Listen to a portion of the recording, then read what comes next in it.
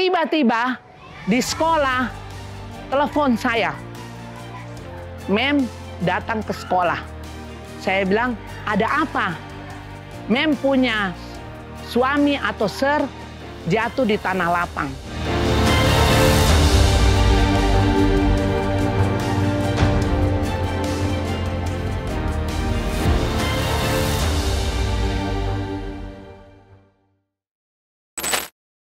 Saya sebenarnya sudah pensiun, saudara. Pensiun PNS dari dinas. Tapi setelah pensiun, sekolah Yayasan Pendidikan Advent Timika memanggil saya untuk mengajar kembali. Pada waktu anak-anak saya masih kecil, almarhum suami saya meninggal dunia di sekolah ini. Saudara-saudara, suami saya ini bekerja di sekolah YPAT sebagai wakasek kesiswaan. Kami datang di sini murid masih 150 orang. Saya teringat suami saya mengajar sambil mengurus siswa-siswa. Akhirnya pada waktu almarhum meninggal, murid sudah sampai 1.800. Kadang-kadang saya heran dengan suami saya. Kenapa saudara? Setiap pagi dia salaman dengan murid-murid. Dan dia bisa hafal nama-nama murid itu. Saya bilang, kamu setiap salam hafal nama, salam hafal nama. Dan keheranan yang kedua, suami saya biasa kalau gajian dia cuma kasih saya perpuluhan dan persembahan terpadu. Yang lainnya dia pegang untuk membantu suku-suku Papua yang ada di sekolah ini yang kekurangan. Biasa kalau hari Minggu dia suruh pembantu untuk masak.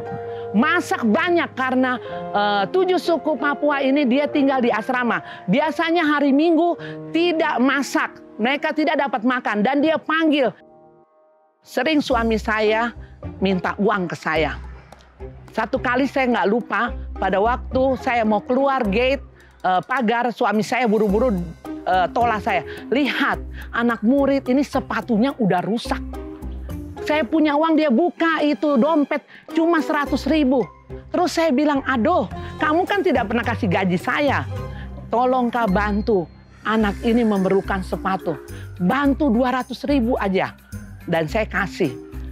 Dan satu kali yang saya lebih heran lagi, dia pergi ke pasar karena ada anak-anak yang HP-nya hilang. Waktu dia ke pasar, dia telepon saya. Ma, kirim uang 500.000 untuk apa? Untuk tebus HP. Dari mana kamu bisa mengetahui bahwa HP itu hilang? Saya biasa subuh berbicara dengan Tuhan. Dan HP itu kelihatanlah di situ. Dan saya akan tebus. Saya bilang, ya sudah nanti saya kasih uang. Kamu boleh menebusnya.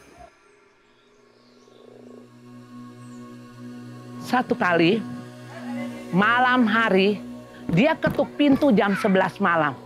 Dan hari itu saya yang bangun. Saya buka pintu dan pendeta minta maaf. Maaf Mem, saya mau mendoakan Sir. Oke? Saya langsung panggil dia. Saya bangunkan dia dan dia keluar dari kamar. Dia langsung duduk dan dia langsung lipat tangan menunduk.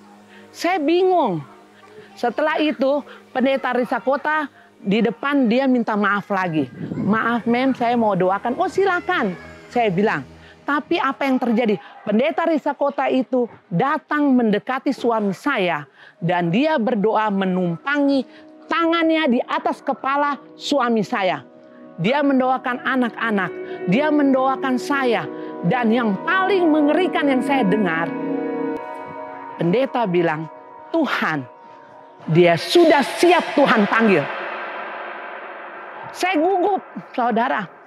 Gugup, tapi saya diam. Karena saya pikir pendeta masih berkhotbah, masih berdoa. Setelah amin, pendeta langsung permisi. Apa yang dilakukan suami saya langsung masuk kamar tidur. Dan pendeta langsung keluar. Saya di ruangan tamu terbingung-bingung istilahnya. Hari Senin, karena dipercayakan Pemda Timika untuk kegiatan ibu-ibu setimika. Kalau tidak salah 12 distrik atau 13 distrik. Tiba-tiba di sekolah telepon saya. Mem datang ke sekolah. Saya bilang, ada apa? Mem punya suami atau ser jatuh di tanah lapang. Suami saya jatuh, Bu. Saya bilang jatuh bagaimana? Masa di tanah lapang bisa jatuh? Iya, dia bertelut, baru dia tertidur di tanah lapang. Sebagai istri kaget. Saya tidak pernah ketemu dengan dia selama beberapa hari karena saya sibuk di pemerintahan. Saya bilang, Bu, tolong bawakan dia ke rumah sakit, Bu. Tolong, Bu. Saya begitu kaget sampai rumah sakit bahwa dokter udah berteriak, orang ini sudah meninggal. Saya kaget, saudara. Saudara, saya telepon pendeta Risakota hari itu. Pendeta, kok malam itu bilang bahwa hari ini dia sudah siap Tuhan panggil. Kenapa kamu tidak bilang saya bahwa dia besok mau meninggal? Dia bilang, Mem, saya dipanggil oleh roh. Saya langsung terdiam dan menguatkan hidup saya, saudara.